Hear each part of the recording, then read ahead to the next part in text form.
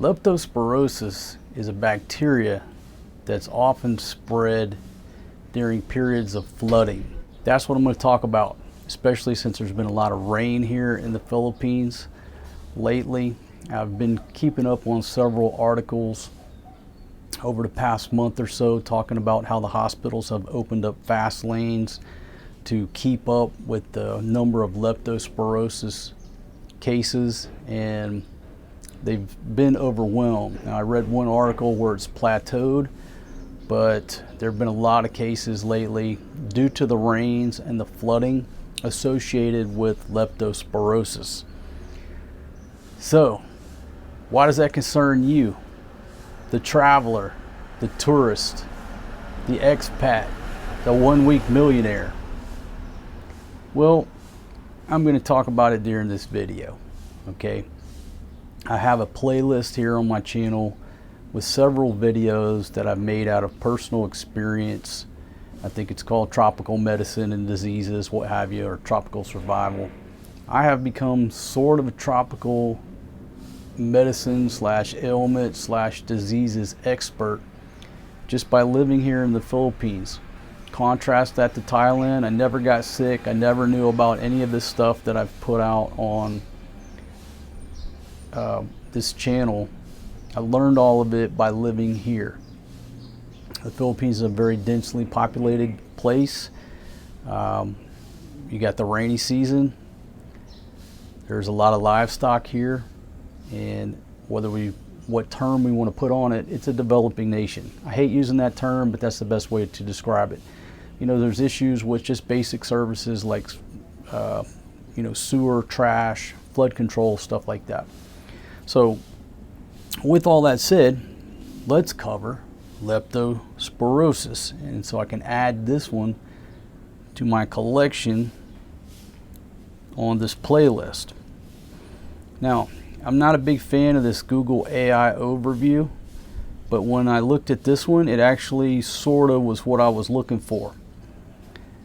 Okay, leptospirosis, significant health concern in Manila, with cases often surging during the rainy season due to flooding caused by heavy rains and typhoons. Now, what do we have here every year? We have a rainy season, we have typhoons, and if you've ever been to some of these lower lying places in Manila, you know the streets flood. They flood 1 foot, 2 foot, 3 foot, 4 foot. Some of the people's houses, the water will come into their house, their little concrete house, if you want to call it that. And some of the living conditions in certain areas of Manila are they're heartbreaking. So the folks down there in areas like that are living on a routine basis with floodwaters, which contain everything from sewage to runoff to trash. When we lived in Barrio Barreto, now our place was fine because it had been built up on an elevation, but the street, every time it come a hard rain, our street turned into a river. I would say 2 to 3 feet, maybe even higher than that at times. And you can go back and look at some of the videos that we posted of that. It's literally a raging river. I mean, you could like get a kayak and for a short period of time ride some rapids, and you just had to wait until the flood waters receded to leave the house. Neighbors around there, the waters went into their house, routine basis, right? Okay, the bacterial disease spreads through contact with contaminated water, soil, or urine from infected animals, particularly rats. Now, anywhere in the world, what's there a plethora of? Rats. They're everywhere, right? One time I read a stat that said you're never more than 14 feet from a rat. I don't know if that's true or not. But it also infects dogs, you know, the full gamut of animals. It's in the animal pee. Animal takes a piss, here comes a big old flood, washes all the animal piss wherever that water's taking them downstream. And then here come humans walking through that flood water, or a lot of kids here swimming in the flood water, and they're swimming in basically a big cesspool of leptospirosis and other good things that will kill you. All right, in response to the outbreaks, the city government activates protocols like fast lanes in hospitals to expedite diagnosis and treatment. Prevention includes avoiding floodwaters, covering wounds, and maintaining sanitation to reduce the rat population. And I didn't do any research on what the stats are in New York, but again, it's a lot just associated with the flooding. If you're in areas where the flood control is okay, and then you probably don't see these numbers, right? It's a bacterial infection transmitted from animals to humans. Rats, dogs, farm animals. It can enter the body through cuts or wounds on the skin, eyes, nose, mouth. Imagine through your rear end and your pee hole. So pretty much, if you're walking through this flood water or you get splashed into your face, okay, pretty easy to contract it, right? The Philippines, including Manila, is endemic to it. Outbreaks occurring during the typhoon season, July through October. They spike significantly following heavy rainfall, severe flooding. Symptoms to watch out for is flu-like symptoms, right? This is pretty much every illness known to man. It's just repeat, right? When people get sick, what do you name an illness, right? High fever, vomiting, diarrhea, body pain, red eyes, chills, and skin rashes. All right, now let's talk about that. That's one of the reasons that I do these videos. If you come over to a place like the PI on vacation for 2 weeks and you go back home and you end up getting sick to the point you have to go to the doctor, one of the most important things that you need to do, it's during the subjective interview. And I used to be a paramedic, so maybe this is way outdated, but we used to use the acronym SOAP or SOP or SOAP, Subjective, Objective, Assessment, and Plan. Your subjective interview is when you're talking to that patient saying, hey man, what happened, right? How did we get to this point?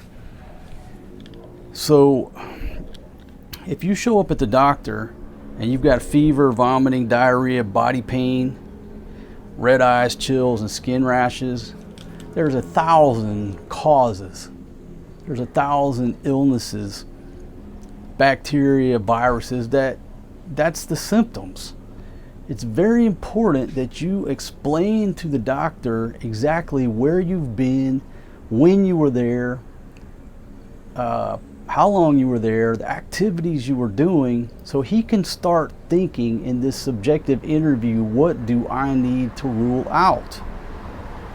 And it even comes down to specific bacteria, because certain tests, you can't do one test and it just tells you exactly what's wrong. You have to start ruling things out.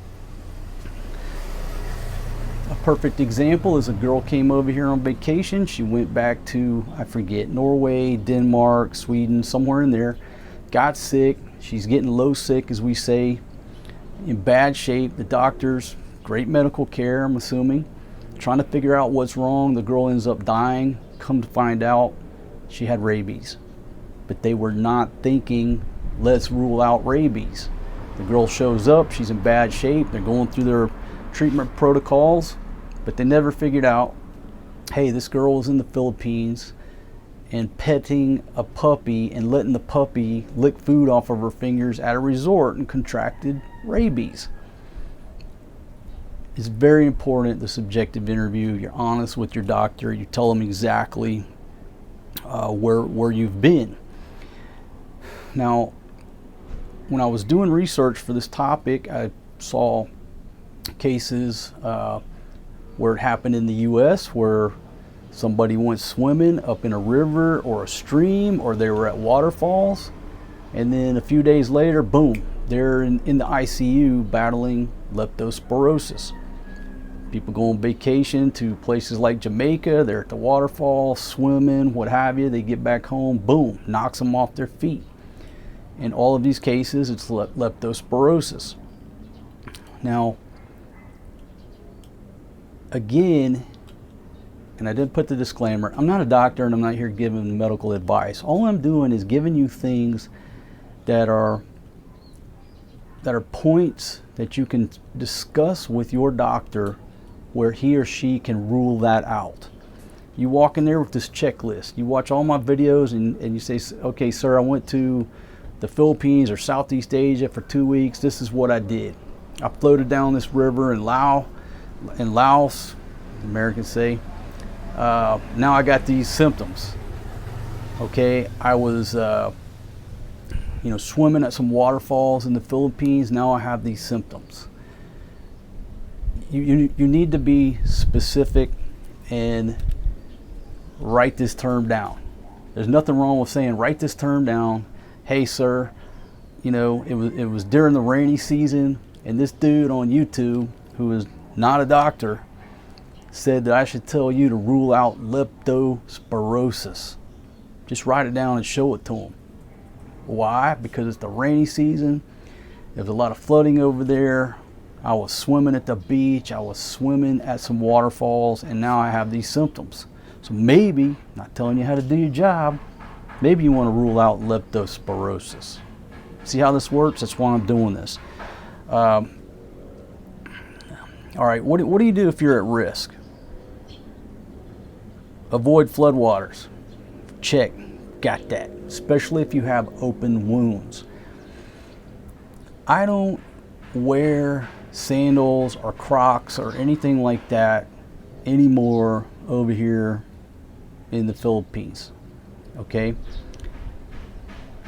Because you're just too prone to either cutting yourself on a sharp edge or getting on and off a motorbike or in and out of a trike. There's so many sharp edges, right? And if you're walking through a mud puddle with that much water, what have you, and you have an open wound on your foot, and you're wearing sandals, well, it's just easy. Put some shoes on if you're a foreigner. The locals are impervious to a lot of things that we are not, and they're gonna wear sandals. I tell Fatima, put some shoes on when we go out. She don't listen. Why? She's been wearing sandals her whole life. I try to enforce with the children, put some proper shoes on when we're going on these long walks to prevent exactly what I'm talking about. Sometimes it's a challenge because it's not their culture to put on socks and shoes. All right, now the sun's trying to get me, so I'm going to have to come in a little bit closer. Should have started this earlier. But if you're coming over for a vacation, just a 2-week vacation, put some damn shoes on. Save the sandals, for the beach, but not when you're riding around in jeepneys and trikes and walking around the market and, all this standing water. That's my recommendation. And really when I stopped wearing flip-flops, I was going to immigration, and this older heavy-set dude was trying to come up these steps. He was wearing flip-flops, and he caught him on the step and got all discombobulated and just sliced the shit out of his foot on the steps. There was a piece of metal or something, and he's just bleeding right there. This was many years, 10 years ago. Maybe not that long, maybe 8 years ago. And I was like, damn, man, that's a perfect case to wear shoes. Because we foreigners, we're not used to wearing flip-flops every day, all day. Think about it. Unless you live in South Florida or Key West, you probably don't wear flip-flops too often. Then you come over here, get into the expat uniform. What's the expat uniform? Damn tank top, the equivalent of a bathing suit, and some fucking flip-flops. Look like a fucking bum. That's beach wear, by the way. And I'm not casting stones. That was my uniform for several years, going out every day, getting drunk in the bars. Why do I wear stuff like this? I just got tired of looking like a damn bum for several years. Anyhow, moving right along. Protect wounds, cover any existing wounds, and after any exposure, wash with soap and water. Folks, if you're one of those that, if we go out and about in town, the first thing the kids do when they get back here, hit the fucking shower for 3 minutes. 3-4 minutes. Why? Because we've been out among hundreds of different people in crowded areas, public transportation, what have you. It's too easy. Take a 3-minute shower, wash that shit off. If you live in Southeast Asia and you don't take a bath every day, well, if you live, you don't. I'm of the old school. You didn't take a bath every day, whether you need it or not. But if we go out to a public market, that's the first thing the kids do when they get back. Especially a public market. Think about how dirty the floors are. Nothing but blood from pigs, chickens, fish. If you experience symptoms after wading through floodwaters, obviously contact a physician. There you go. So that's the connection. I'm walking through floodwaters, next thing you know, I'm sick. Leptospirosis, let's rule it out. All right. Some of the preventative meds is doxycycline. Now, you know, when you go to places where the malaria threat is there, such as Afghanistan, everybody who, I don't want to say everybody, but pretty much everybody who went to Afghanistan was taking doxycycline, 100 milligrams, 1 tablet a day. And you would take that 30 days before you went there, every day you're there, 30 days after, to prevent the malaria threat as an anti-malarial. So what they're saying here, you know, same thing. They're handing it out to folks as an anti-leptospirosis treatment. It's just fighting the bacteria before you get it, right? Spirosis cases overwhelm hospitals. And here's another one. Let's see, the cases rise in Manila. Red Cross deploys personnel. Let's see, you got one here. This was as of September 6th. The cases rise to 4,859. So almost 5,000 cases since the start of rainy season. And you can look at that picture right there of the local kids swimming in the waters, swimming in the floodwaters with all kinds of stuff in there that if we foreigners, especially at our age, at my age, at 52 years old, if I go swim in that same water as those kids, I'll probably be a dead man. We just can't take it, right? And then there's another article talking about other hospitals opening up bass lanes. Okay, the city's offering free doxy tablets. I don't know how far reaching that's going to go, but if you're a tourist or a foreigner, you ain't getting no free doxycycline tablets.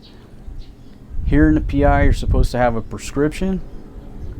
No problem. Go to the doctor, tell them what you're looking for, and then you can go get them. In Thailand, pretty much, you just go to the pharmacy and talk to the pharmacist and say, hey, this is what I'm trying to rule out. You know, anti-malarial, might be going to some swimming holes, what have you. And again, I'm not prescribing medication. I'm not playing doctor here. I'm just telling you points to discuss with your physician, you know, to bring it up. And maybe before you come on this trip, you start taking those doxies 30 days before, 2 weeks you're here, 30 days after. There you go. I don't know what your doctor is going to tell you. All I know is when I went to Afghanistan, that's what you had to do for anti-malarial. So there you go. Not picking on the Philippines. Again, you can sit there. If you're in America and you just type in leptospirosis, you're going to see some Americans laid up in the ICU, intubated, low sick, circling the drain, CTD as we used to say, because it's no joke. So there you go. Check out the rest of my playlist if you want to learn about everything from roundworms, ascaris, hand, foot, and mouth disease, which those cases are going around right now. That's another topic. Those cases are on the rise from last year. Check out that video. There's a lot of colloquial language. In other words, it's me cursing. My daughter had it. I was her primary caretaker. I ended up getting it. For the kids, it's a 2-week pain train. For people my age or older, it's a 2-week pain train that is, what's the word? It just totally incapacitates you. Check out that video. But there is a lot of cursing because I was in a lot of pain. I was in a motorcycle crash many years ago, fractured a femur. That's another story. I would rather go through that motorcycle crash and go through the operating room, the emergency room, the operating room, the hospital, the recovery, the physical therapy. I would rather go through all that than to get hand, foot, and mouth disease again. That's how bad it hurt me. So anyhow, check out those videos, folks. One last piece of advice, and this just makes too much sense, right? If you're the typical, I don't want to say typical, if you're the guy who's got 2 weeks a year vacation and you come over and you're the 2-week millionaire wherever you're at, whether you're here, Thailand, Mexico, Central America, and you just stay drunk, blow it out, chase the ladies, stay up in the strip clubs and just live free for 2 weeks, right? Well, my recommendation is schedule your annual physical like a week after the end of that trip. So you do your 2 weeks, you do whatever you're going to do. You go do your full meal deal physical about a week after you get back, and you walk in there and you tell your doctor exactly what you did on vacation. You say, you know, when he's, okay, what's going on? Well, let me tell you where I've been for the past 2 weeks, and you can tell me what you want to rule out. You know, I've been in this country, I slept with 8 chicks, I was swimming in waterfalls, riding a water buffalo, drinking the local wine, climbing coconut trees. Be honest with them. Got a little tingling when I pee. I got some chills. The subjective interview is very important. There's 2 people you never want to lie to. That's your doctor and your fucking lawyer. Don't lie to the man or the lady. Tell them exactly what you did, what you suspect, might think you're crazy. It don't matter.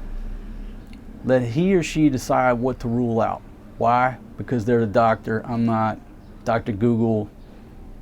Let the doctor figure it out. But feel free to bring up these terms such as leptospirosis, ascaris, all this good stuff that I've talked about over the years. There was one more bacterial infection that they had to whip up some special cocktail from my buddy to get rid of. I mean, it was a very rare bacterial infection. Took them a while to figure it out, and then the pharmacies didn't even carry the meds that it took to knock it out. That's another video. Just bring that up. There you go. Maybe I just saved your life. Oh, when we lived over in Subic, a lot of people had rubber boots, including us, because it was just different, varying levels of water standing in the roads when it rained. We just bought everybody rubber boots. And a lot of the locals, they just walk around in rubber boots every day. That's pretty damn good advice. We ended up getting all our rubber boots. Well, they fell off a trike, long story, and then they got picked up. Anyhow, we lost our rubber boots, had a great pair. We don't need them here in Angeles, but over there, we needed rubber boots, and that's what we wore every day. And that just solves the problem right there. Might not be the best fashion, but everybody else walks around in them. That's an easy way to prevent getting some type of bacteria through a cut in your foot or what have you. Good pair of rubber boots. All right, the sun is peaking. Look at this. Oh yeah, that's hot. I'm not gonna complain because it's been raining here every night. And that's my talk, folks. Thanks for joining me. Thanks for being a loyal viewer, subscriber here. I'm not complaining because it's been raining every night. It's been sprinkling all day. It's cloudy. It's been nice and cool, but I know for a fact, you know, a lot of my friends, acquaintances, people who live in those types of areas, life is hard on them right now during those rains. I mean, just imagine, and you see this patio, right? This is, I don't know, what's this patio? About 10 by 10, 12 by 12. A lot of these folks live in 12 by 12 block rooms. That's their house. And then the damn thing floods. And they got nowhere else to go. They just have to deal with it. My heart goes out to everybody in those types of situations. And when you're in those living conditions, obviously you're prone to things like leptospirosis. Okay, I'm out of here, folks. Y'all hit that thumbs up button, like button, whatever. Now, hold on, I'm supposed to say smash that like button, smash that subscribe button, hit that like button, hit that subscribe button, something like that, because it helps out with them dang old Google squirrels inside that computer. It's real easy, man. Just click, click, click, click, click, click, click. Dang old internet.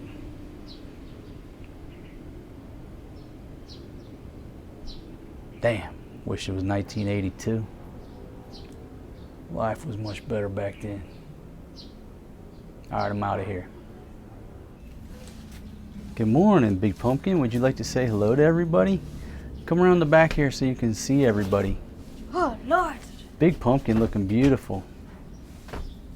She's been cleaning all morning. Baby, I want you to get you a chair and stay out in the sunshine for eye candy for my talk here. Are you interested in that?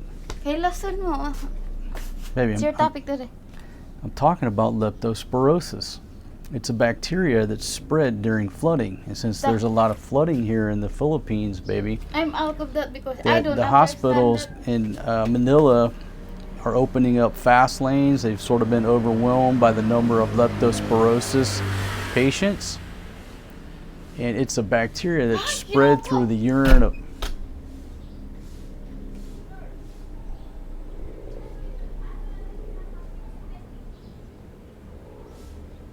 like Rodney Dangerfield.